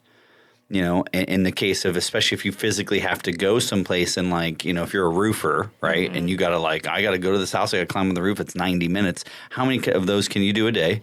And how many of those can you do a week? Right. So does it even make sense to pour $5,000, $2,500 in Google ads if you're not set up to? I did more ads when we first started, and to be honest with you, the payoff, the ROI wasn't there. Wasn't there? No, of course not. Wouldn't be. You know what I mean? Wouldn't be. And versus getting on set, talking with these people, saying, hey, this is what we can do, showing my professionalism on set, and then it becomes more of a conversation. People go here first, dude, and they're gonna, in my experience, look at your face. They want to see the work. Yeah. Sure, your .com matters too. I'm not saying it doesn't. No, yeah. It's harder for people that aren't web dev, and there's Wix and there's some plug and play stuff. But it's harder for us to maintain that shit if you're not a web dev person. You don't have that skill set. But dude, everybody has one of these. Instagram, they've made it stupid proof. Anyone could fucking use it. My mom's on Facebook. Our parents are on Facebook, right? Yeah. It's super stupid easy. So my point is that like, they're going to look there. Yeah. Yeah. Yep. When I meet with clients, I just met with one today. I look at Google Analytics. I'm looking at stuff, and I go, "Sweet, let's look at some social stuff." And they're just like, "Oh yeah, we don't really post there that much." And it's like, You should. free. It's fucking free. Yeah. And that's something too. And it matters. We've had those conversations, and Yeah. it is definitely something on our radar. Yeah. I mean, I've gotten more work off of Instagram, I think, than anything. Dude, just talking in to people. your phone, you have probably thousands of free advertisements. Yeah. Just, it doesn't matter if they're 5, 10, 6 years old. You know that. I don't fucking know that. We don't fucking know that. Who gives a shit? Yeah. Start posting it. And then 3 months from now, post the same shit again. Slap a filter on it if you feel like if you feel like it needs to be different, but change the copy Yeah. and post it again. Well, that's the thing we've done. Because it keeps going to new fucking groups, man. Just keep fucking posting, man. It's a pretty practice thing for freelance, I feel like, because there's been times, no work this week. We're going to post a set from a few months ago. Oh, hey, I have a job coming up. Yeah. Sure. It's a thing. Like, it's going to go, oh, I forgot. You do G&E, you AC, you do this, that, and the other, Yep. and then you get a job. Yeah. Yep. Also, just talking, hey, happy birthday. Like, seeing people, like, hitting people up. Oh, hey, dude, saw this, made me think of you. Hit them up. Yeah. It's all, yeah. Yeah. You want engagement, you got to engage. Yeah. Yep. You want attention, you got to be attentive, right? You got to 100%. give attention. And I don't hate that. If you back it up to even just the basic of relationships, if you want love, you got to give some love, right? It's true. Yep. You got to show people how you want to be loved. Yeah. We don't all have crystal balls, so I don't know what your love language is, man, right? And so again, I'll make it less weird and bring it back to marketing, is that like, the love language online is like, comment, share. Yep. That's that love language. 100%. You want that love, you got to give that love. Yeah. Right. And it's not a trick. And you don't, there's these companies that's what they're doing, is that they either have these farms or they have an entire team of people that are on retainer, whatever their model is, that are engaging and liking and loving all these posts. Right. That's what that is. It's not a fucking it's not a trick. It's you pay to play. It's the same shit, man. Yeah. It's the same shit. Back in the day with records, people, record companies, you would pay the DJ spin this record. They made it illegal. It was called payola. It still fucking happens. But that's what all this shit is. That's what all these interviews, when you see somebody, I got a new fucky fuck book out on how to fucking fucky fuck. It's like PR, pay to play. Yep. Leveraging relationships from this company. They have this guy. They're going to put him in there. But that person paid that PR company. It's all money. Yeah. The free one is organic. And you have in your phone thousands and thousands of pictures between the two of you guys. Oh, yeah. I understand there's NDAs. There's some shit that you can't Yeah. post, right? You can't mention the project. But, dude, like the Coast Guard shots, a bigger time. And make you look a bigger time. You look good, dude. It looks dope, right? And even your stuff. And there was a shot on I think this was on yours, where you had a carousel, and at one point you guys were just kind of looking at each other lovingly. And then the next shot, you're sitting on what I think was either an inflatable paddleboard or some sort of paddleboard. You know what I'm talking about? It was the one. It's the one I posted for your birthday. Oh, it was a post for birthday. I retract my earlier statement. He did post one time about your birthday. No, but my point is that like all that shit, dude, go back through it, repost it, give it give it a different name, slap a sticker on it, call it something else. I was like, you seem like you're doing well though since leaving. Oh yeah, infinitely better. Okay. Well, hold on. Let me qualify that statement. I'm doing fucking way better. Yeah. And not because anybody did me wrong or anything. It's just that, as you guys know, if you are having a shitty day, or you need a break, or you want to take your girlfriend, wife out, or you want to go to your kid's swimming lesson, or if you... I don't have to ask anybody, Yeah. right? It's like I'm a grown-up. Yep. Yep. And, my clients are, because my clients are all referral, I don't do any ads. My clients have gotten to know me, the person, and they know that, like, if you sign on with me, and again, I owe this ethic to my father and my mother. Did a phenomenal job. The reason why I did really well at Bluewater, and the same reason why you want to know why they called you and said, hey, dude, I need you to get up and go and do this and blah, blah, blah. It's not because you're a bitch. It's because, dude, you have an incredible work ethic. You're good at what you do. It says more about you than it does about them. Yeah. Right? And I realized that. I had this, and it sounds like you guys had this moment too, where it's like, why am I fucking doing this shit for these fucking, I could do this shit. I'm tall, I'm handsome, No, I'm not Brad Pitt. Yeah. Even though people stop me in the airport all the time. Like, Brad, no, I'm sorry, not me, wrong guy, again. No, but you're like, dude, we could fucking do this shit. Yeah. And I think I had the same moment you guys had. Different but same. Same, but different. Like, there are people that are not as smart as us that are crushing and doing X. Mm-hmm. That's something freelance has absolutely helped me teach me as well too. Yeah. Freelance is such a different world. You learn so much working with different walks of life. I've been fortunate to work with people from Italy, DPs from Italy and Germany and like all over the country and stuff like that. And there's people who are amazing. And then there's people I'm like, how did you get this job? I've definitely I became a gaffer on a shoot really quickly when the gaffer no call no showed. So, dude, you just said something that is 100%, in my opinion, will get you the job every single time, is show the fuck up. Yep. Mm-hmm. Just be there. Show up. What a concept. Yeah. Right? And you don't have to be a bad person.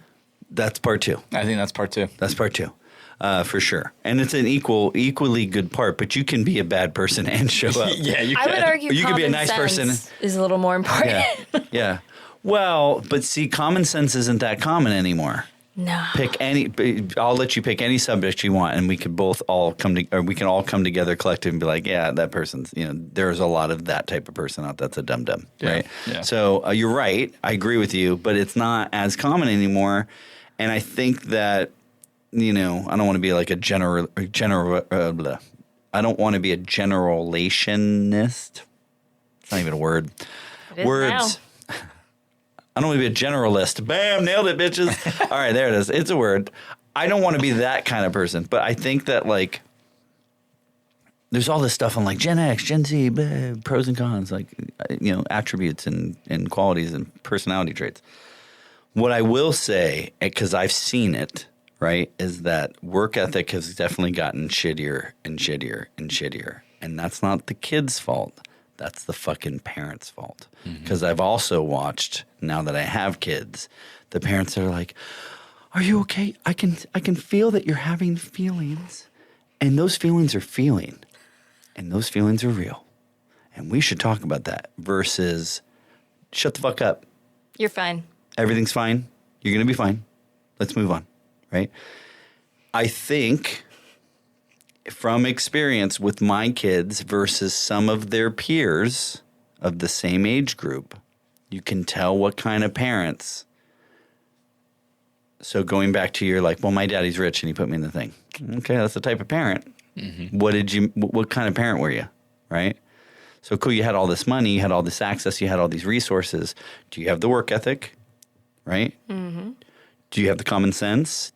Because sense is earned through experience or reading or parenting, but all that's experience. I experienced a book. I learned a thing. I had parents that were, attentive and had a standard, and there were consequences, right? But either way, there was like, and then there's just like people that just exist in this life, right? There's consequences. Right. So going back to your earlier point about like being fucking super rad to crew, the customer experience. So we're rad with clients, but it sounds like in freelance, your crew, they're customers too. Cause those are the people that are like, hey, oh yeah, I know a guy. I know a girl. Mm-hmm. Yeah. Let's call Jess. Jess is perfect for this. Mm-hmm. Or, hey, fucking, let me see if Chris is available. Our whole industry, even still now, I leverage relationships that I have. I call Mike Ramos. Anytime I need pictures, there is no other photographer. I call Mike Ramos. Yeah. Right? I know him. I trust him. Yep. He's the best, even on his shittiest days. Mm-hmm. Right? He's honest, and he's got work ethic, man. His work speaks for itself, and I know he'll be there. I won't get hey, man, my girlfriend broke up, or, whatever. Yeah. You don't get the sob story. That all might be going on. He's a professional. He shows up, and then afterwards, when the shoot wraps the next day, he'd be like, "Hey, dude, can we grab it?" And I'm not using him as a specific, but you get my point, right? Yeah. And I think that that's lost. Whereas what happens now, and I see it even with clients, is that it's like, "Hey, you're supposed to send me all that stuff." Yeah, but like yesterday, like the day was just. And I just couldn't possibly, and, feelings, and excuse. And I'm not trying to not have empathy, but we got a job to do. This is a business, right? It's a fine line. You have to kind of hold hands a little. Sure. No, yeah, exactly. I'm not saying, it's not 1940s Germany, right? Like, but at the same time, like, we got a job to do. And I think that we. Well, it's something I struggle with. Because I'm a very, very straightforward person. Sure. I don't sugarcoat anything, which I've been told from some people they appreciate that because they know they're going to get the honest truth from me. Mm-hmm. But you can't do that with a client. No, you got to read the room. Yeah. Yeah. Which I learned at Bluewater. I will 100% attest to that. I learned how to talk to people calmly. Or how not to talk to people, sure. Yeah. Yeah. No, but that's super valuable, right? Like, there's been times, one of the things, client interfacing is a big fucking deal, as you know now, right? But in the Bluewater days, when we would wrap shoots, people would get sour asses that, like, the director fucking left set and didn't help wrap out. And it's like, yeah, because I went and worked on the fucking call sheet, or I had to go to a client dinner, which isn't like, woo, free dinner. Dude, I worked the same fucking hours you did. I want to go the fuck home, right? Mm-hmm. But it's like, you got to go, you got to wine and dine them and 89 them. I'll let you, that's 20 more than 6. D90. Anyway, I'll let you figure out which parts of the body that involves. My point is you gotta do the dance, right? Mm-hmm. And so I think everybody has a story, a version, or whatever. But going back to what you're saying, the experience of that on a crew, it's really important that you treat your crew not well, great. Mm-hmm. Yeah, great. They're your backbone. Because those are the dudes that will go above and beyond. Yeah. And when I say dudes, I mean girls and guys. Yeah. I just call everybody this. Okay, so I got a thing. I'm your brand new client. Okay, I've Googled you, or I found you on the gram. All right. I need a 60 and a 30 for web, digital, and the product is a new hair loss cream. Go, sell me, pitch me. Have you heard of Bluewater? There's an amazing book out. It's an agency. Have you Googled? Yeah. How do you sell a job like that? And you don't have to pitch me. No, this isn't pitch men. I'm just curious, like, when the point of that whole even false clients come to you, like, what's the pitch? The pitch really for me is like, we have a lot of clients that come to us and they'll give us, hey, this is what we're looking for. And my response to them is always, well, what is your message? And a lot of the times I think our clients have been kind of taken aback by that because they're just like, working with other companies, they just come in and go, this is what we want. And that company goes, okay, we'll take that and we'll turn it into this. But by me giving a question back to them and kind of putting that ball back in their court, I think kind of opens the door to more like thought process with what we're going to be doing with the shoot. And I think that's like the big door opener for us, at least from my experience dealing with the clients that we have come through the door. So what's your message? And so why is message important though? Message is important because that's your brand identity. That's who you are. I mean, there's so many brands out there. I think a lot, and especially nowadays, people care more about who's behind that brand versus just the brand itself. A+ answer. A+. You passed. Tell me about the podcast that you're doing. Oh, Beers and Bitchin'? Beers and Bitches. It's not bitches. No. Bitchin'. Shit, here comes a new podcast. Well, if you're out there listening, there's a new idea for you. Beers and Bitches. That's a show. That's a different show. No, tell me about Beers and Bitchin'. So what is it about? Why? How did it start? Who's Rob? Rob's his name? It is Rob. Tell me about the show. I've known Rob since, 2015. We met in college. Ironically, we met working at a radio station and didn't realize we knew each other in college. Been friends for years, and it actually was something that I started when I worked at Bluewater. Long week, I would text everybody, beers and bitchin', ? And we'd go to the bar, and we'd have some beers, and we'd bitch, because you need to, yeah. Got to, have to. And it was a regular occurrence. And, you know, once we went freelance, I wanted to get into kind of learning editing more, editing audio, which is a whole beast that I've learned. Oh, yeah. And Rob I've known forever, and we've always joked about doing a podcast because we'll sit and we'll just start riffing off of each other in a way I don't really do with anyone else. And he's even said, you guys are actually kind of entertaining. Right. And I was like, you know, let's just do it. Yeah, we are. I only saw the clip. I want more. That clip worked. I want to. So where do we? So how many are you producing episode? Like, tell me, is it more like side? You know, we're fucking around. Like, what is it? We're trying to be more consistent, but he works in web development. Actually, he's a coder. Has a normal 9 to 5. I have a very abnormal schedule. Sure. Getting on that. Also, not coming from this world. Getting someone kind of consistently and understanding you have to be putting things out regularly and we have to do it a certain way if we actually want this to succeed in any way. Right. It's a process. It is. Getting cameras set up because you can't just put out an audio podcast anymore. No. You have to have video with it. I'll retract. Yes, you're right. And audio still matters. And just because I take long drives and if the kids, you know, aren't in the car, I listen to used to be talk radio. Now it's exclusively Podcasts now. It's the new talk radio. Yeah, for sure. And there's way more options. Yeah. Can I give you a tip? Sure. The times you get together, tell Rob, bring 3 changes of clothes or shirts and shoot 3 fucking episodes and the 2-hour ramble. So that's like 3 beers. Yep. Right? And then, you know, just put a clock to it. Or whatever, feel it in your heart. I don't know what your metric of we time have a is. clock up. Mine's more of a heart feeling. It's like, yeah, we've done enough. This show's over. It's funny. I've had people helping me edit some of these shows because I was doing them. I still do a lot of shows by myself, but I'm shooting them faster than I can fucking edit them. Mm-hmm. And I'm always like, yeah. They're like, dude, you're a chatty Cathy. I'm like, yeah. Why do you think I'm doing this? Why do you think I started a talk show? I like it to talk. But yeah, that's one thing I do with my buddy. Mm-hmm. Is we'll come in here because the same thing. He works in restaurants. I'm doing this, and we're all doing. Everybody's busy, right? So if you're going to just maximize the time, it was a trick that I found that worked for us. Is we'd come, we'd do 2 shows. So it's like because I can do 1 show for 2 hours, I can do 2 shows for 2 hours.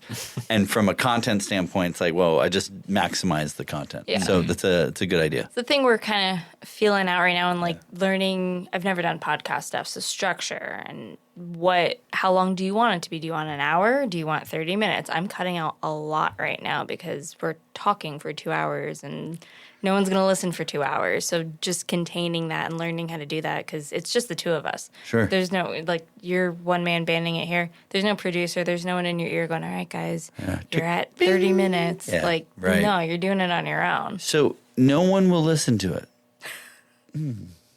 Maybe. We'll see. I think here's the hard part about editing your own shit. Your own worst critic. Oh, yeah. Here's what I'll tell you. Again, I already said it.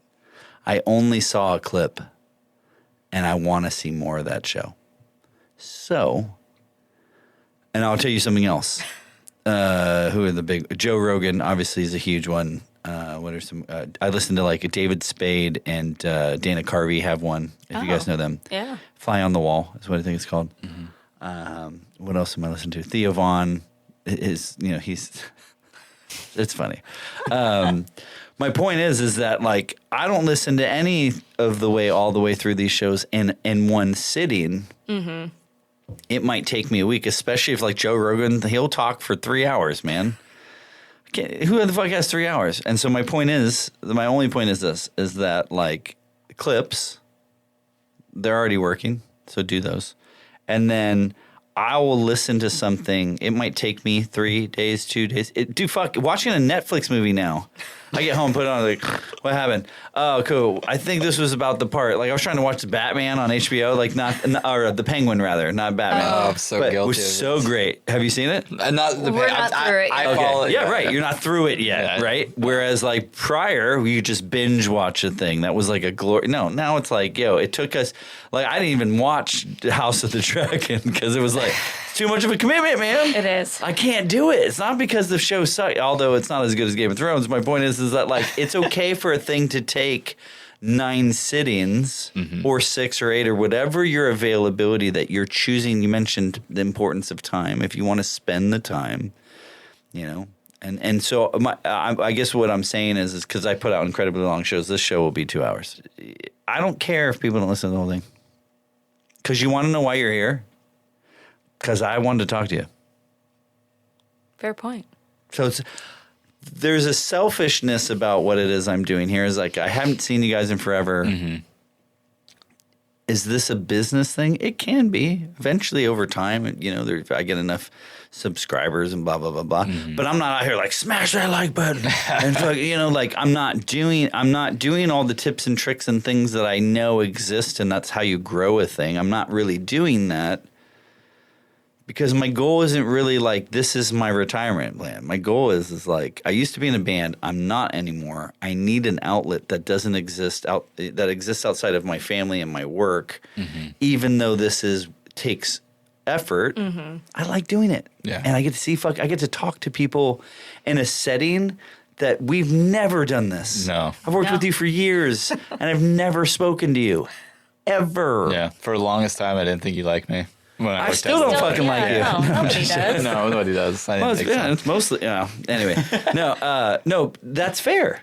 That's exactly right. And so everyone that I've had on here, it wasn't for any selfish gain other than like, I need something that's for me. That's mine. Sure, it's marketing adjacent. It helps the business or maybe hurts the business. I don't know. When people hear how I actually talk, they might be like, oh, this motherfucker's this guy's an animal. So, to be determined on that front. But back to your podcast and the point is just stop giving a shit. Just do your thing, dude. Because somewhere inside you were like, this is a good idea. I like this. And you took the time and you started it. See it through, dude. It might be something. It might be nothing. There's that. There is the negative side. You strike me as the pessimist in most things, right? He feels more optimistic to me as a human. Is that this relationship? Did I pin the tail right on the donkey? She's the realistic side of this, and I am definitely more of an optimist. In one of my reviews, they said I was too negative. Okay. Well, most pessimists come off negative. Yeah. Like Eeyore. Yeah, you're familiar with the Winnie the Pooh? Eeyore is a pessimist. So ChatGPT's funny. So I took a bunch of your content and dropped it into ChatGPT to just be like, hey, like, I don't have time to go through all this stuff. Yeah. Give me the Cliff Notes, man, and then I'll go through and I'll build, which is what I did.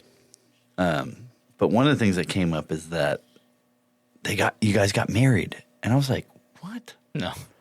And so now I'm on my phone going like, everyone thinks we're married. Yeah, everyone thinks we're married. But Sure. But like, I didn't save it and I wish I would have. And I can text it to you later because it's probably in the same chat thread or whatever. But like, I was like, not that like, how dare they? I wasn't invited. That wasn't my thing. My thing was just like, I don't think that's true. And ChatGPT does that all the time. Yeah. Okay, so but then talk to me about sleep paralysis. So you're in pre-pro, September to shoot. Yep. You filed for permits. Yep. Can you give me a synopsis without ruining the movie? What's the elevator pitch on it? I'll let you do that. Well, yeah. Is this your baby? I wrote it. Okay. I write All right, Daria, make it rain. Listen, let me cross my legs. I can't. This table's too high. If I could, I'd cross my legs. I have a few different narrative things. I actually have gotten sleep paralysis, which if you don't know what that is, you're like half awake, can't move your body, semi-aware of your surroundings. Everything kind of looks like shadowy figures. It's terrifying. Not a good time. My wife. Oh, okay. Yeah, he's experienced it once with me, and you're just kind of like sitting there twitching, trying to wake up.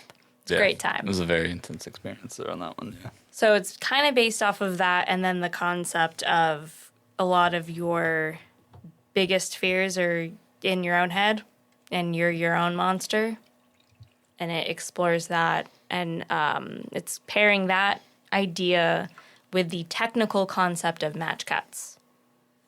So that was the visual, and then the kind of, the storyline. Sure. The conceptual is, the sleep paralysis and that. And then the visual, the concept that we're going for is, I touch this glass, and then once I touch it, it's a match cut, and everything around me changes throughout the whole project. So that's the technically technical challenge. very difficult. Very difficult. And there's going to be some compositing and stuff. Sure. But still, practically, you have to. There's measurement, lens, boom, lighting. To match a shot. We've been working on the pre-pro process for this for over a year. And what's that look like specifically? Going to locations and doing Physically, test shots and putting it into DaVinci and kind of trying to remimic what we're trying to Like do and really having proof of concept kind of stuff. game Like, plan. can we even do this? Yeah. Or is this going to cost $1 bajillion? Right. Going into just getting a game plan together. So that way, once we do, because we're looking at having about 5 to 8 people involved on crew and Super one minimum, cast, super minimum. Nothing crazy. But it's just that way, again, comes down to time is money, and time is valuable. So we don't want to get those people out there and then trying to be figuring it out. We want to go in, know exactly what we want to execute and get it done. Love it. Love it. So now, pitch it again, but this time it's a romantic comedy. Go. I feel like you'd be loving yourself. I'm into it. She finds herself. When you're freelancing, you're really, the saying goes, you're only as good as your last gig, right? Mm-hmm. That's true. Mm-hmm. We've touched on this a few times about networking, making sure that you're treating people right. If you're head on set or key on set, but then also if you're a guest on set, because when we're freelancers, we're guests. This ain't my shit. Yep. Mm-hmm. You don't want. There's rules. You don't want to poach. Yep. You don't want to overstep. Mm-hmm. What have you guys found is the most influential way of well, let me back that up. Have you ever pissed anybody off on set freelancing, not union people, because they're easy to piss off? Yes. Yeah. Can we talk about it or no? Mine was unintentional. Yeah. You have that effect about you, Jess. Yeah. No, I think it may have actually been one of my more of a brush with sexism, to be completely honest with you. Sure. Because I was the key grip on a job. We had a prep call. The person, the DP, barely was giving us time of day. Answer the phone. Oh, I'm about to go paddleboarding in 5 minutes, so I can talk to you for a second. Okay. It was a fairly big name we were filming for. The specific question was asked, do you need overhead rigs for these lights? No, we're not doing anything like that. They're going to be on their own stands. It was sky panels. Those are heavy lights. Cool. We'll just have rolling stands for that. Get there on the day. So anyway, we can arm them out overhead. Mm-hmm. I'm the key grip. I'm in charge of safety. If I try to arm one of these out with one of our rigs, they're going to fall. They're going to hit someone. It's going to be a problem. I say no. He decides it's too complicated to hear from 2 people about lighting and only wants to talk to Chris for the rest of the shoot. I got deferred to for the rest of the shoot. Mm-hmm. All because she said no. Okay. That was the biggest thing. Okay, sure. Let me back up a smidgen. Do you think that was because you were a woman, or do you think that was a DP who sounds like, prior to your earlier story, couldn't give a shit, wasn't as plugged in as most DPs should and would be, and therefore didn't like your answer no, and so therefore just wanted a separate opinion? If it was I hear you. Okay. If it was just that, probably. Okay, but this was a pattern of behavior of this dude being a douche. Also, I will fucker. make a statement too, because she wasn't on set for some of the stuff. There was moments where I definitely saw favoritism of certain men over women. Okay, sure. And that totally exists because production, like a lot of things, started mostly as a boys' club. It is very boys, right? It's like if you ever worked, either of you worked in restaurants ever? Yes. Okay. So restaurants, same kind of thing. I'm not excusing the behavior. I'm just telling you what it is. There's a lot of somebody's effing, people are screwing around with this people. There's drugs. There's dick and fart jokes, not unlike this podcast. It's fast and it's loose, right? Mm-hmm. I'm not going to blanket statement and say that none of it's intended to be hurtful. Harvey Weinstein. Some of it's bad, right? And I'm not excusing this dude fucking at all, right?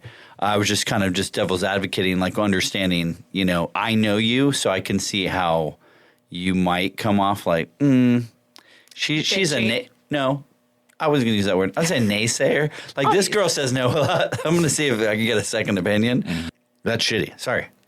Yeah. There's a few incidents, and then the kicker that really confirmed it for me was I was the last person on set to be paid by a month. Yeah.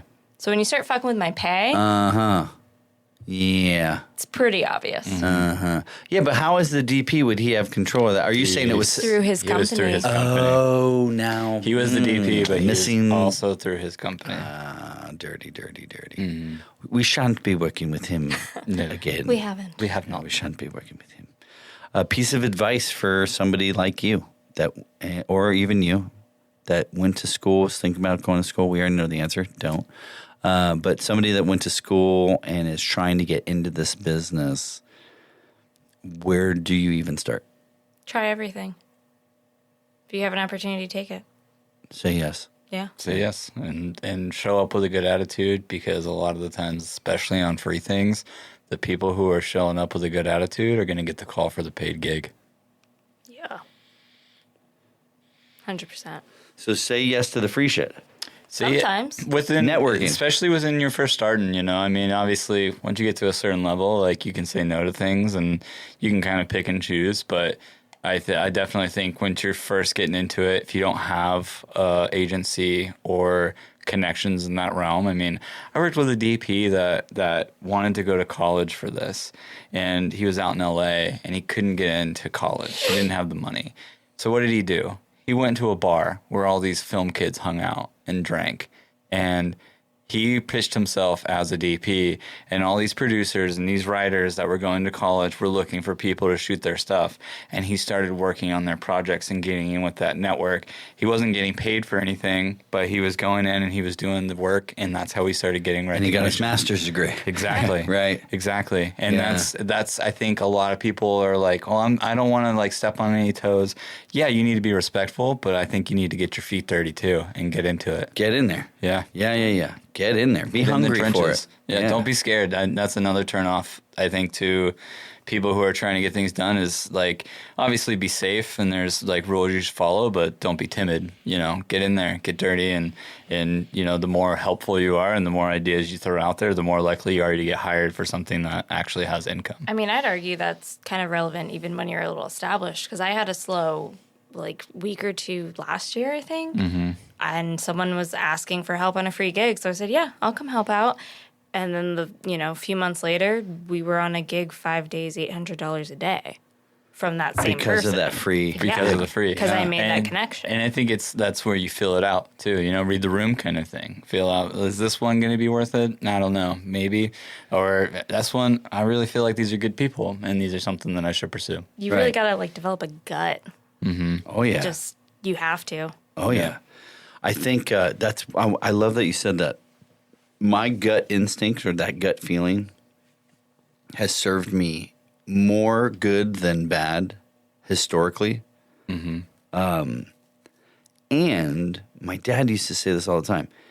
The more you squash that voice or that feeling or that, sometimes then you stop hearing it. Right? So I think the lesson there is that, like, we all have these lines in the sand or these expectations or these principles or whatever, right? Maintain those, dude. Stick to it. Yep. Yeah. And again, it sounds like it's working out for you guys. We're all going to get fucked because the world's a gnarly place and the industry is, equally as gnarly, if not gnarlier at times. Yeah. And you're going to have people that run a business the way that we wouldn't, and you're going to have bad actors or whatever, but it's like so that actually you answered my second question, was like, when you're down, how do you weather the storm? It sounds like, donate your time. Yeah, that's really good. Man, you guys are cool. I want to go back to, like, working together as a couple, even though everybody thinks you're married. We kind of touched on it, but we didn't actually get into it. Like, How do you? Is it a personality type It has that to makes be. it work? It has to be. I will, and I'm way more guilty of this, but I have a hard time turning work off because I love what we do, and it's not just a job to me. Like, this was a hobby before I got into it as a job, and especially getting into light. Like, we'll be watching a movie, and I'm talking about lighting. She's just like, "Shut up!" Like, please, like, Yeah. we just want to watch something. King of continuity errors. Continuity error, like anything like, and I'm obsessed with it. Yeah, but I so think- I have a hard time turning that off. But she does a good job of keeping me in check with that kind of stuff, and we have that balance. So it's about balance. It is. Yes. Yeah, working in this business definitely ruins everything.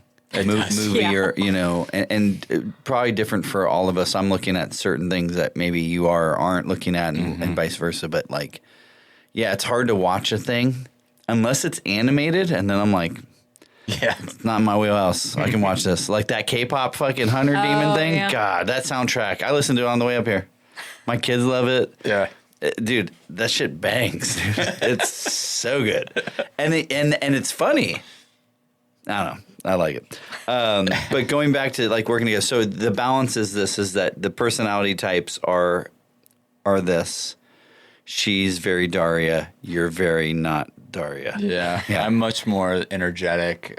Sometimes you're like straight up SpongeBob, man. Yeah, I especially with work, I get very excited about work, and I start thinking about all the possibilities. And she's like, the producer comes in, and she's like, let's rein this in. Yeah. And then It is funny though, because in personal life it's opposite. yeah, I'm actually. Oh wow. She's very like, let's do this, and I'm just Way like, more bubbly. I'm actually very quiet at home, like outside of work stuff. Like, I don't talk much. I don't really do a whole lot in terms I'll be of blah, blah, blah, blah, yeah, and he's just there. and I just listen. So it's very vice versa in that realm. Interesting. Yeah. Yeah. So it's like yin and yang. Yeah. It really So it works. is. Yeah. Yeah. Yeah, it works. And Helps that we have offices on opposite side of the house from each other too. Yeah, that too. Oh yeah. That You is- do need space. You do need like, space. You absolutely need 1,000. space. Especially with how often we work together. Because obviously running the business, but even when we get hired as freelancers, a lot of people are like, are you and Jess available? Or they'll hit both It's of us up. become a Like, together thing, which is not an exclusive thing. We will work separately, absolutely. yeah. But it's, producer nice. saving time. I can knock out 2 things in one call and call it a day. Everyone loves a BOGO. Yeah. That's the only reason we shop at Publix. Yeah. Everyone loves a BOGO. So, yeah. But, and then there's times too where, she has to go, hey, this is home time now. We need to not talk about work. Unplug. Yeah. That was the biggest thing about working as a producer, director. And I don't want to say, when you own your own business, it's kind of the same thing. But less, when I was working for agency, I couldn't turn it off, man. It's hard. I could not turn off. There was no reprieve. There was no vacation. Yeah. We'd go on vacation. There was no vacation. Yeah. There would be a weekend. There was no weekend, I remember waking up at like 3 a.m. Did I send that email? Yeah. Okay, go back to sleep. Yeah. The freedom that exists there is fucking Priceless. the best. The best. Favorite lens? Go. Favorite lens? Definitely the Atlas Orions for sure. Those are my favorite. Got it. First gig you ever got paid for outside of Bluewater? Hallmark movie. You already said that. Second gig you ever got paid for leaving Bluewater? Hellbent, right? It was Come on, an Chris. indie film. It was an indie film. Got it. The most money you ever got paid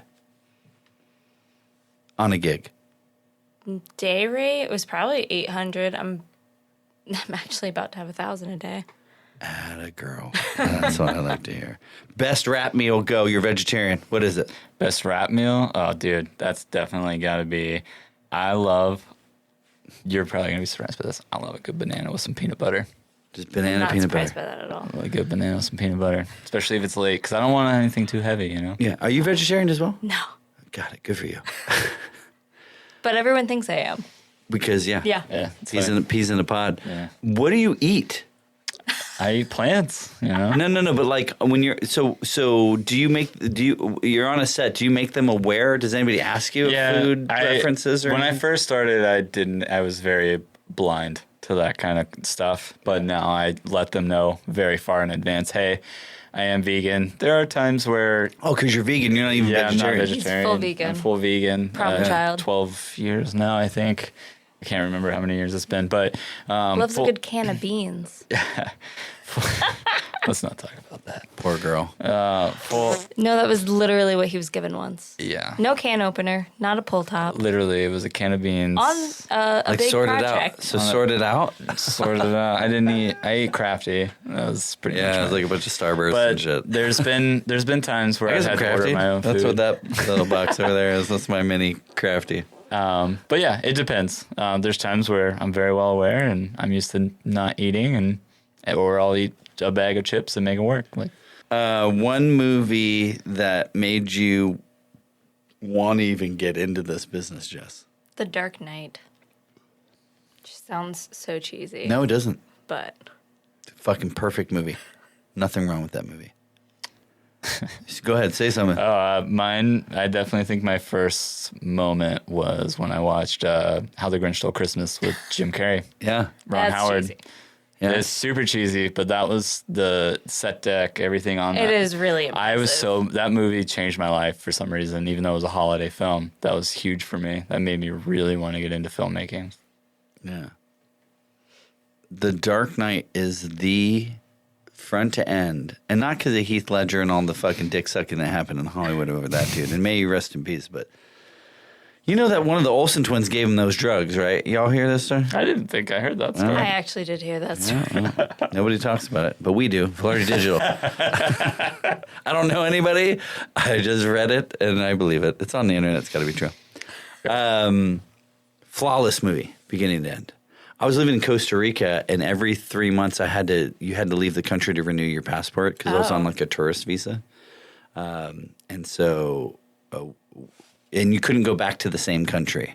So if you're in Costa Rica, so one quarter, 3 months, I went to Nicaragua, and you go for a weekend, you come back, your passport renews for another 90 days.